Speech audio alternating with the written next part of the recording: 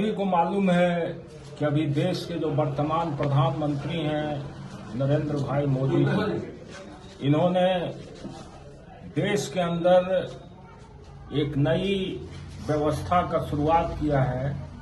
Lateral entry के नाम पर संघ लोक सेवा आयोग, जिसके माध्यम से आईएएस आईपीएस जैसे लोग बनते हैं, उस संघ लोक सेवा आयोग में सीधी भर्ती की प्रक्रिया ये शुरू करने जा रहे हैं।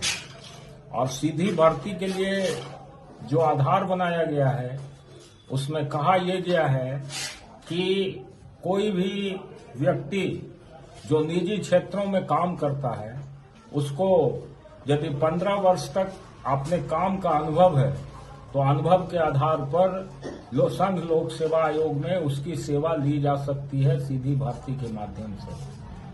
हम लोगों का मानना है कि नरेंद्र मोदी जी का ये फैसला देश और संविधान के पक्ष में नहीं है।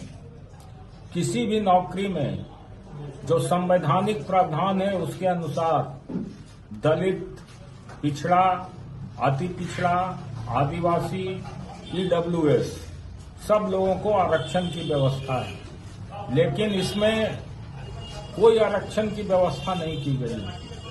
और बताया ये जाता है कि ये एकल पद है, इसलिए एकल पद में आरक्षण नहीं हो सकता, जबकि सच्चाई ये है कि कुल 45 पदों पर नियुक्ति होनी है और 45 पदों पर जब नियुक्ति होनी है तो इसको एकल पद नहीं माना जा सकता है।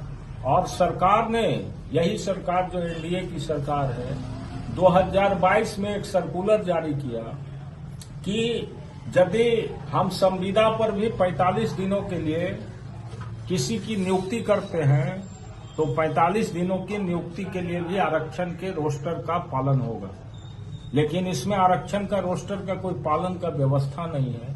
ये संविधान की भावना को, जो हमारी मूल भावना है, संविधान का नीति निर्देशक तत्व है, उसके विरोध में, उसके विपरीत ये सरकार काम कर रही है। और देश के जो 90% आबादी जो है, पिछड़ा दलितों का, अति पिछड़ा का, आदिवासियों का, ईडब्ल्यूएस के लोगों का, उनके हक और अधिकार को मारना चाहती है और उसको आरक्षण नहीं देना चाहती। यही कारण है कि आज राष्ट्र के पैमाने पर ये लैटरल एंट्री का जो है इसका विरोध हो रहा है।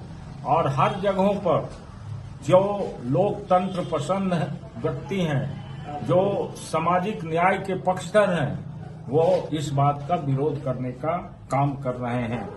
आप सभी लोग को मैं एक बात और बताना चाहता हूं कि राइट टू इक्विटी जो है हमारे संविधान में फंडामेंटल राइट है।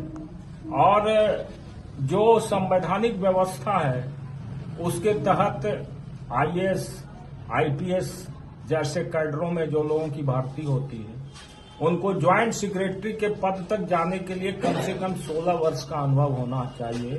16 वर्ष से पहले नहीं होता है अमूमन।